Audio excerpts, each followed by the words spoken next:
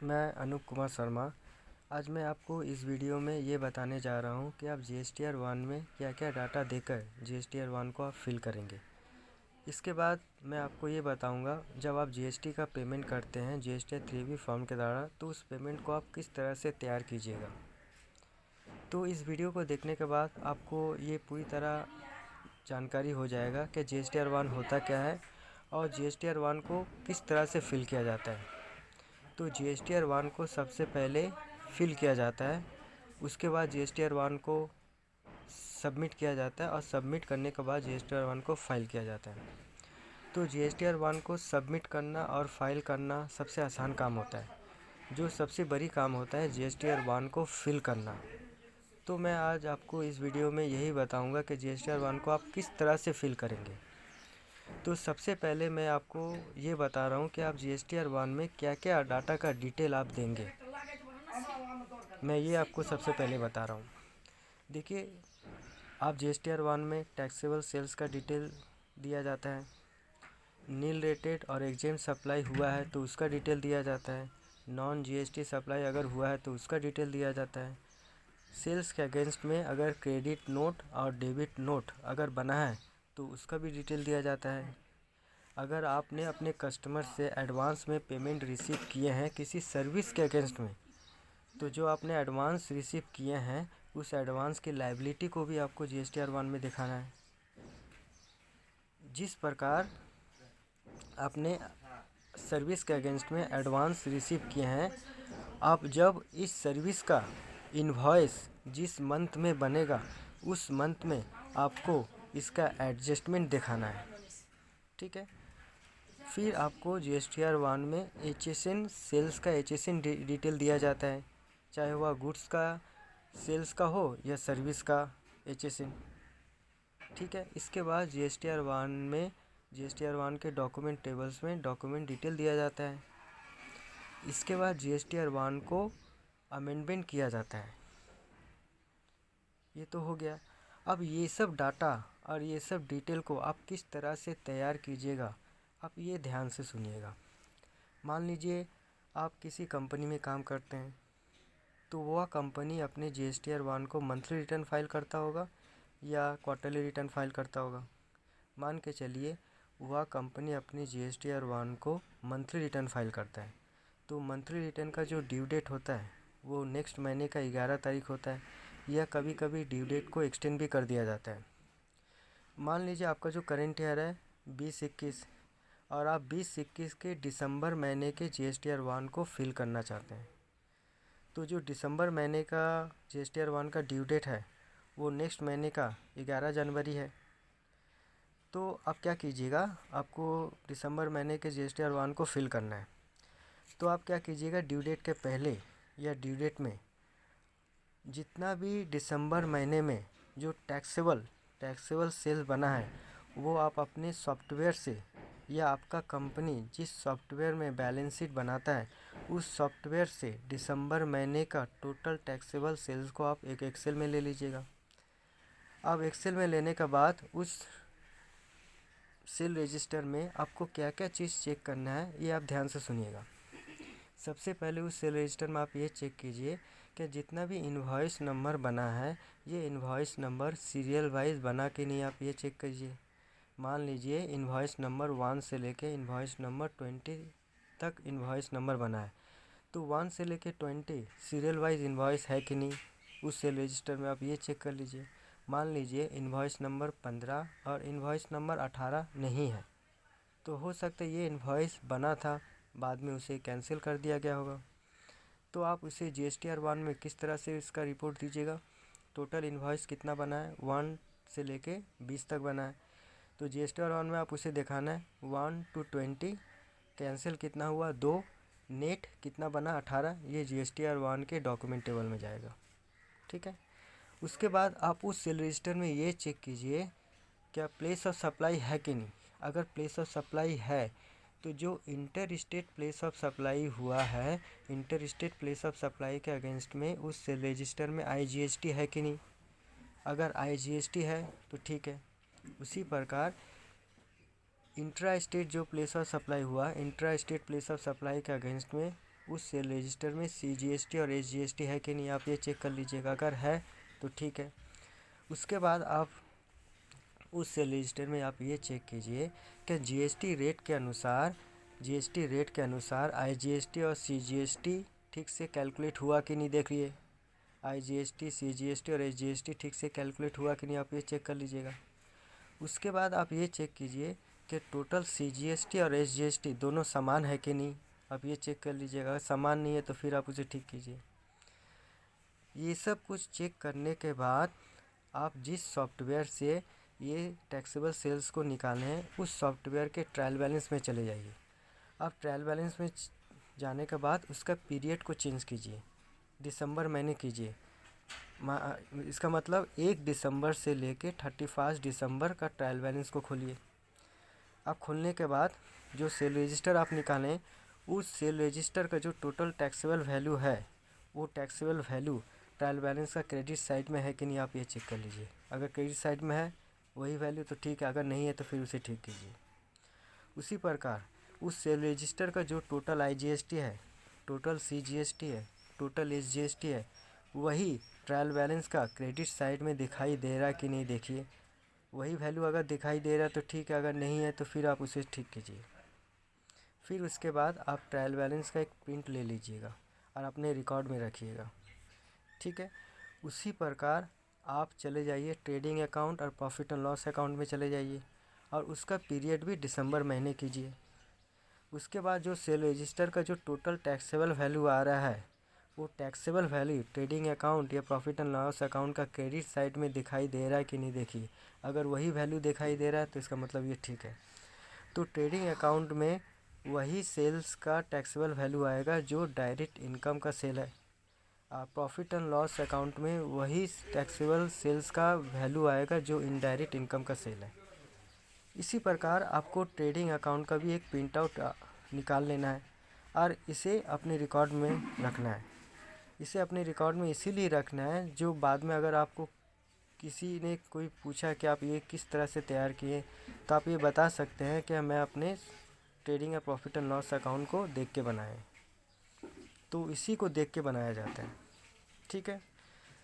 तो अब जो सेल रजिस्टर आप निकालें उस सेल रजिस्टर में जो जितना भी B2B सप्लाई का सेल है, B2B सप्लाई का सेल है वो GSTR1 का B2B टेबल में चला जाएगा और जो B2C सप्लाई का सेल है वो GSTR1 का B2C टेबल में चला जाएगा।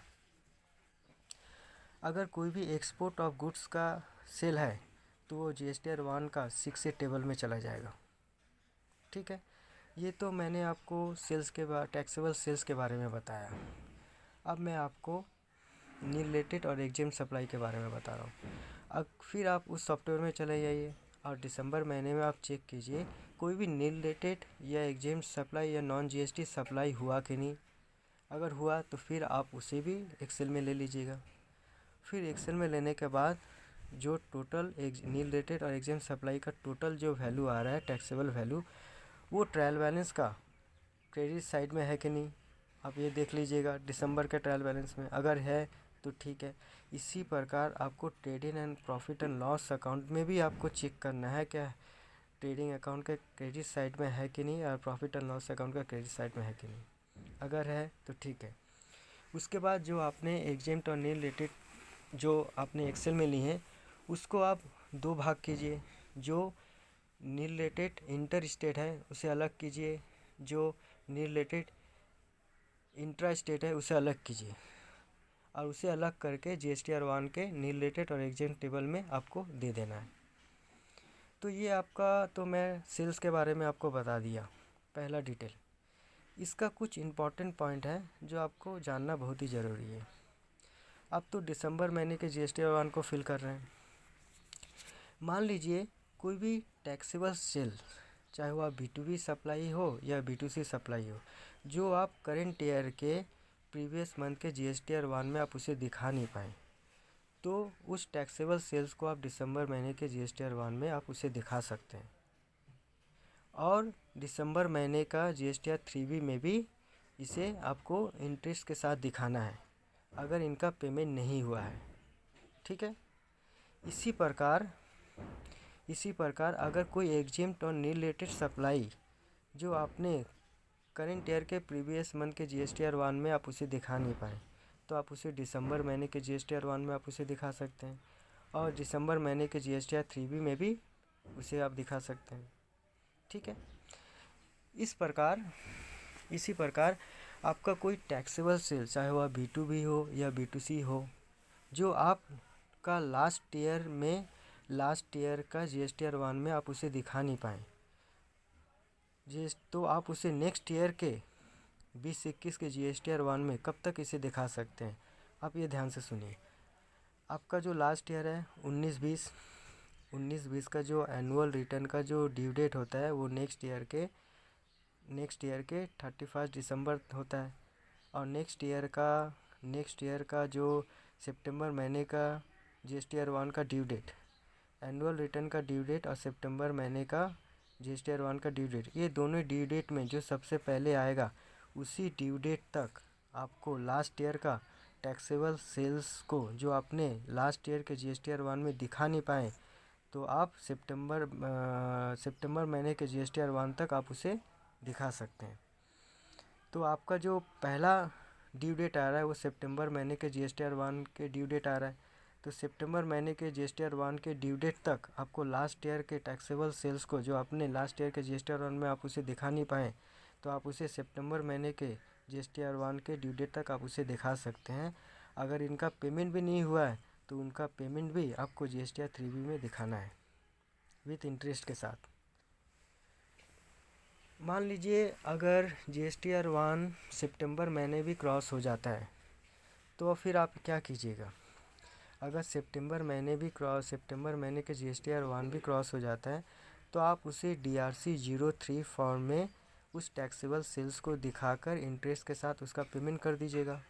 और इनका जो पेमेंट किए हैं DRC-03 फॉर्म के द्वारा, इसकी जानकारी आपको GST के प्रॉपर ऑफिसर को भी दे देना है। तो ये तो मैं पहला डाटा के बारे में बता दिए, पहला डिटेल क्या जाएगा। ठीक है। अब मैं नेक्स्ट टॉपिक में जाता हूँ। अगर दिसंबर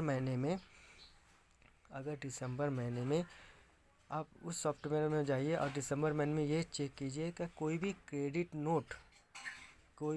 नोट सेल्स के अगेंस्ट में बना कि नहीं।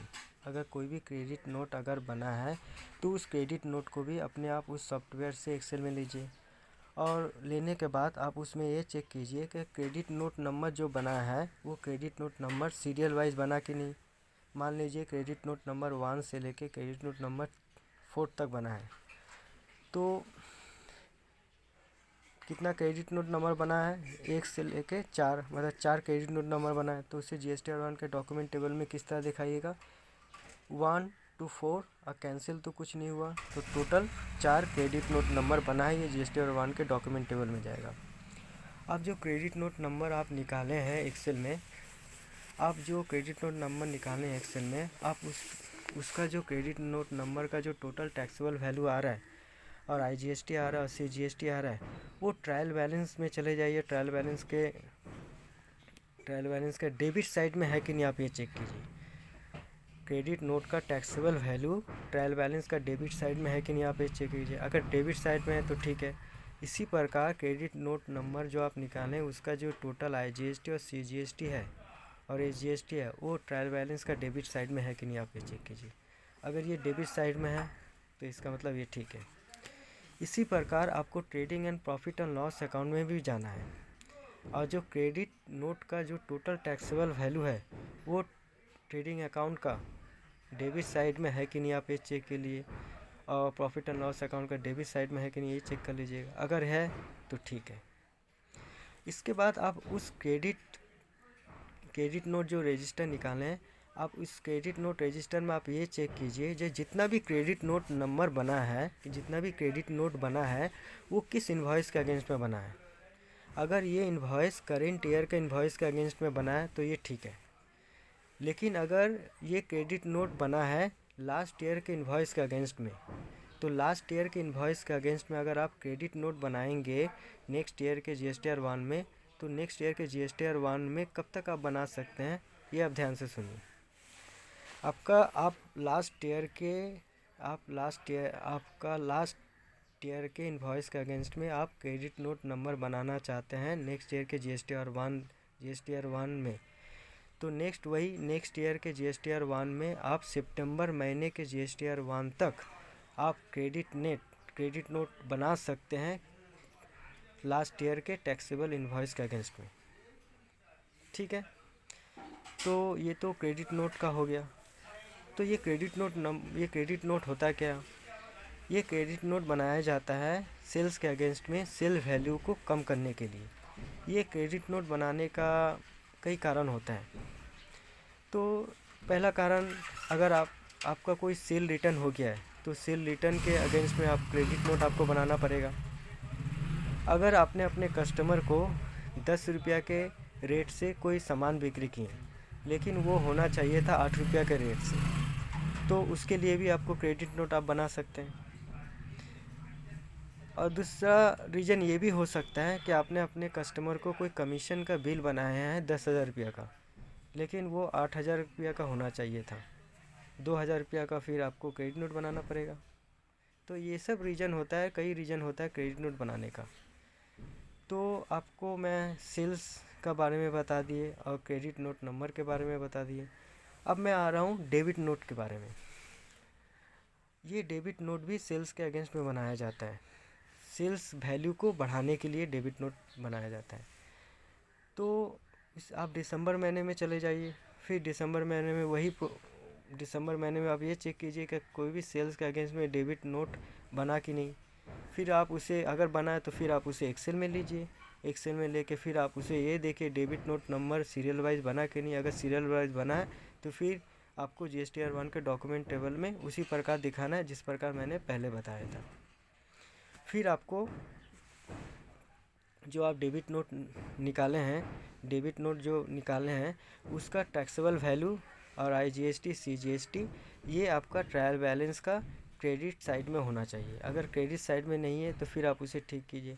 उसी प्रकार आपको trading and profit and loss account में भी देखना पड़ेगा। अगर ये है तो ठीक है। तो ये तो मैं आपको बता दिया सेल्स के बारे में, क्रेडिट नोट नंबर के बारे में और डेबिट नोट नंबर के बारे में। इसके बाद आपको ट्रायल बैलेंस का हमेशा प्रिंट, दिसंबर महीने का ट्रायल बैलेंस, जो आप दिसंबर महीने के GSTR 1 कर रहे हैं तो दिसंबर महीने का ट्रायल बैलेंस का प्रिंट आपको अपने रिकॉर्ड में रखना है और ट्रेडिंग एंड प्रॉफिट और लॉस अकाउंट का भी आपको अपने रिकॉर्ड में रखना है। ठीक है, तो ये तो हो गया। अब फिर दूसरे टॉपिक में जा रहा हूँ। दूसरे डाटा क्या दीजिएगा आप? तो मान लीजिए आपने अपने कस्टमर से कोई एडवांस में पेमेंट रिसीव किए हैं किसी सर्विस के अगेंस्ट में। तो जो आपने एडवांस रिसीव किए हैं किसी सर्विस के अगेंस्ट में जिसका इन्वॉइस अभी बना नहीं है, लेकिन आपका कस्टमर ने एडवांस में आपको पेमेंट दिया है और आपने रिसीव किए हैं पेमेंट, तो उस एडवांस की लायबिलिटी को भी आपको GSTR 1 के एडवांस रिसीव टेबल में दिखाना है। तो ये किस तरह से दिखाइएगा? मान लीजिए आपके कस्टमर ने 10,000 रुपया दिया है, तो इस 10,000 के अंदर मान लेना पड़ेगा आपको इसमें GST इंक्लूड है। तो फिर GST अगर इंक्लूड है, मान लीजिए GST का रेट 18% है, तो आपने कितना रिसीव किए? 10,000। तो इसका लायबिलिटी को आप किस तरह दिखाइएगा? तो आपको दिखाना है टैक्सेबल वैल्यू और IGST या CGST जो भी हो। तो आपने 10,000 रुपया रिसीव किए, तो 10,000 का आपको टैक्सेबल वैल्यू किस तरह निकालना है? उसके अंदर तो GST इंक्लूड है, तो 10,000 इंटू 100 डिवाइडेड बाई 118। GST का रेट है 18%। आपने 10,000 रिसीव किए, 10,000 इंटू 100 डिवाइडेड बाई 118, ये करने पर आपका टैक्सेबल वैल्यू आ जाएगा और उसके ऊपर 18% GST लगा दीजिएगा। टैक्सेबल वैल्यू और आपका IGST, मान लीजिए IGST है, तो टैक्सेबल वैल्यू और IGST आपको GSTR 1 के एडवांस रिसीव टेबल में इसकी लायबिलिटी को दिखाना है। उसी प्रकार जब आप एडवांस रिसीव कीजिएगा तब तक आपको एडवांस की लायबिलिटी को GSTR 1 में दिखाना है। उसी प्रकार जिस सर्विस के अगेंस्ट में आपने एडवांस रिसीव किए हैं, जब इस सर्विस का इन्वॉइस जिस मंथ में बनेगा उस मंथ में आपको जीएसटी ईयर 1 के एडवांस एडजस्टमेंट टेबल में आपको इसको दिखाना है। ठीक है, आप यही दिखाइएगा जो टैक्सेबल वैल्यू और आईजीएसटी या सीजीएसटी, इस तरह आपको एडवांस एडजस्टमेंट टेबल में आपको दिखाना है जब इस सर्विस का इनवॉइस बनेगा। ये तो हो गया आपका एडवांस का। अब मैं फिर दूसरे टॉपिक में जा रहा हूँ, मतलब दूसरा डाटा आप क्या दीजिएगा ये मैं बता रहा हूँ। ये तो आपका मैं बता दिया, टैक्सेबल सेल्स का डिटेल बता दिया, एग्जेम्प्ट और नी रिलेटेड सप्लाई का डिटेल किस तरह से दीजिएगा ये मैं बता दिया, और किस तरह से ट्रायल बैलेंस से चेक करना है, trading and profit and loss account में किस तरह से चेक करना है ये भी बता दिया। एडवांस रिसीव किए हैं अपने कस्टमर से किसी सर्विस के अगेंस्ट में, इसकी लायबिलिटी को किस तरह दिखाना है ये भी बता दिया, उसका एडजस्टमेंट भी मैं बता दिया। फिर मैं आपको बता रहा हूँ जीएसटीआर 1 में HSN डिटेल भी दिया जाता है, चाहे वह सेल ऑफ गुड्स का HSN हो, चाहे वह सर्विस इनवॉइस का HSN हो। मान लीजिए दिसंबर महीने में आप क्या कीजिएगा, दिसंबर महीने में जाइएगा और HSN डिटेल को आप उसी सॉफ्टवेयर से एक्सेल में लीजिएगा। आप HSN डिटेल लेने के बाद HSN का जो टोटल टैक्सेबल वैल्यू आ रहा है, IGST और CGST आ रहा है, वो दिसंबर महीने का सेल रजिस्टर से मैच कर रहा है कि नहीं, आप ये देखिए। अगर मैच कर रहा है तो ठीक है। अब आपको किस तरह से GSTR 1 के HSN टेबल में HSN डिटेल दिखाएंगे, आप ये ध्यान से सुनिए। मान लीजिए आपका एक इन्वॉइस है, इन्वॉइस नंबर 1 है, उसका HSN कोड है 1234 और उसका जो टैक्सेबल वैल्यू है 1,00,000 और उसमें जो GST है, मान लीजिए IGST है 18,000 रुपया। ठीक है, आप क्या कीजिएगा, उस वैल्यू में माइनस कीजिएगा क्रेडिट नोट का टैक्सेबल वैल्यू और IGST। अगर क्रेडिट नोट का HSN कोड 1234 है तभी आप माइनस कीजिएगा। अगर 1234 है तो उससे माइनस करने के बाद जो नेट फिगर आएगा वो आपको GSTR 1 के HSN टेबल में चला जाएगा। अगर क्रेडिट नोट का डॉक्यूमेंट HSN कोड 1234 नहीं है तो जो आपका इन्वॉइस नंबर था 1,00,000 रुपया और 18,000 रुपया IGST, वही डिटेल आपका HSN कोड GSTR 1 के HSN टेबल में जाएगा और क्रेडिट नोट का जो HSN कोड 1234 नहीं अलग है तो उसका फिगर माइनस फिगर में आपको GSTR 1 के HSN टेबल में दिखाना है। ठीक है, HSN के बारे में HSN को किस तरह से दिखाना है GSTR 1 में आप ये जान लिए। अब मैं आपको ये बता रहा हूँ कि आप GST में अमेंडमेंट क्या होता है, GST में अमेंडमेंट किस तरह से किया जाता है। तो मान लीजिए आपका जो करेंट ईयर है, करेंट ईयर के GSTR 1 को आपने फिल करके, मान लीजिए आपका जो करेंट ईयर है, करेंट ईयर के प्रीवियस मंथ के GSTR 1 को आपने फिल करके सबमिट करके उसे फाइल भी कर दी, लेकिन उस GST में आपने कुछ गलत कर दिए, तो उस जो आपने GSTR 1 को फाइल किए गलत, उस रिटर्न को आप रिवाइज़ नहीं कर सकते हैं क्योंकि GST में कोई ऑप्शन नहीं है GST को रिवाइज़ करने का। तो आप उस रिटर्न को अमेंडमेंट कर सकते हैं। तो आप क्या क्या चीज़ अमेंडमेंट कर सकते हैं GSTR 1 जो आप फाइल किए, आप ये ध्यान से सुनिए। सबसे पहले आप अगर B2B इन्वॉइस में गलती किए हैं तो B2B इन्वॉइस को आप अमेंडमेंट कर सकते हैं। तो B2B इन्वॉइस में आप क्या क्या अमेंडमेंट कर सकते हैं, आप ये ध्यान से सुनिएगा। अगर B2B इन्वॉइस में मान लीजिए आपने B2B इन्वॉइस नंबर गलत किए हैं, गलत बैठाए हैं B2B invoice number, B2B invoice date अगर गलत किए हैं तो उसे आप अमेंडमेंट के द्वारा चेंज कर सकते हैं। आपने B2B इन्वॉइस को किसी और पार्टी के नाम पे कर दिए हैं तो आप उसे अमेंडमेंट के द्वारा उसे चेंज कर सकते हैं। आपने B2B इन्वॉइस को 18% GST के जगह आपने उसे 28% में बना दिए तो आप उसे अमेंडमेंट के द्वारा चेंज कर सकते हैं। आप B2B इन्वॉइस को अमेंडमेंट के द्वारा घटा भी सकते हैं। अगर आप B2B इन्वॉइस को अमेंडमेंट के द्वारा घटाना चाहते हैं तो आप घटा सकते हैं, लेकिन आपको फिर बुक्स में जिस सॉफ्टवेयर से आप निकाले थे उस बुक्स में जाके उसका वैल्यू भी आपको घटाना पड़ेगा। अगर आप B2B इन्वॉइस को घटाना चाहते हैं तो मेरे लिए सबसे बेटर होगा आप उसके लिए क्रेडिट नोट बना दीजिए। इसी प्रकार आप B2B इन्वॉइस को डेबिट नोट के इसी प्रकार आप B2B इन्वॉइस को अमेंडमेंट के द्वारा बढ़ा भी सकते हैं। अगर अमेंडमेंट के द्वारा आप बढ़ाना चाहते हैं तो फिर आपको बुक्स में भी जाके बढ़ाना पड़ेगा, लेकिन आप B2B इन्वॉइस को अगर बढ़ाना चाहते हैं तो इसके लिए आप डेबिट नोट बना लीजिए। ठीक है, मान लीजिए आपने B2B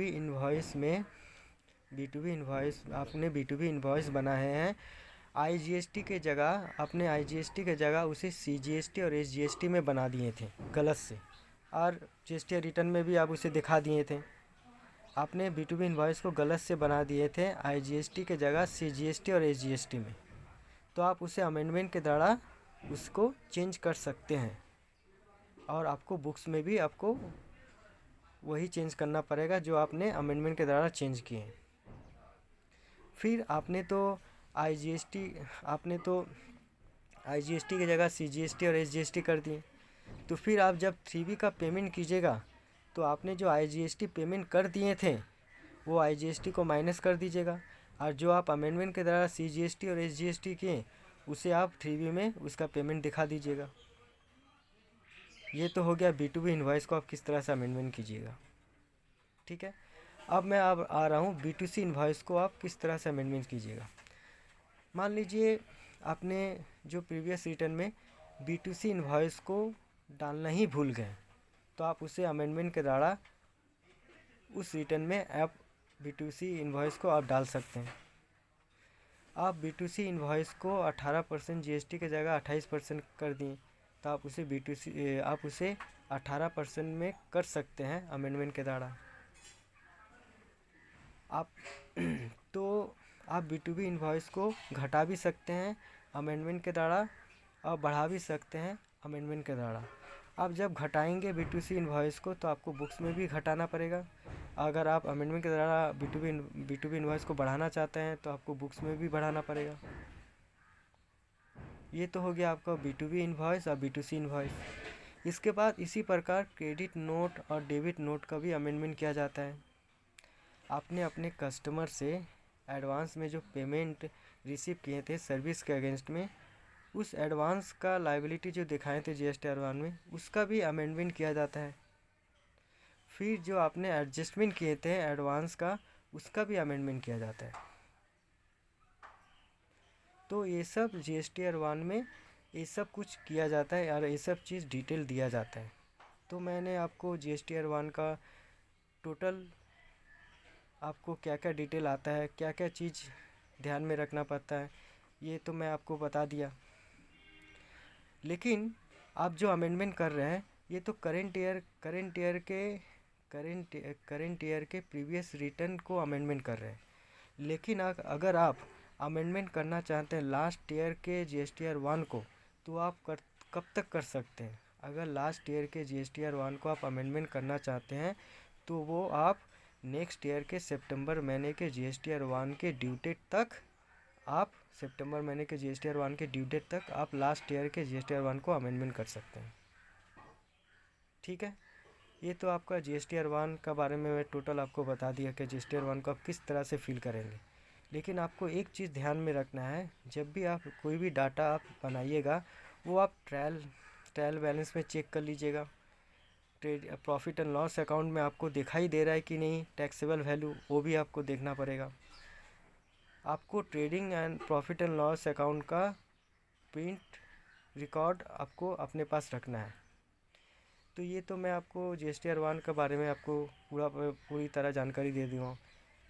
नेक्स्ट वीडियो में आपको मैं ये बताऊंगा कि इसकी लायबिलिटी को GST-R3B में जब आप GST का पेमेंट करते हैं तो उस लायबिलिटी को किस तरह से तैयार किया जाता है, ये मैं नेक्स्ट वीडियो में आपको बताऊंगा। तो मैं जा रहा हूँ और मैं अब समाप्त कर रहा हूँ अपना वीडियो।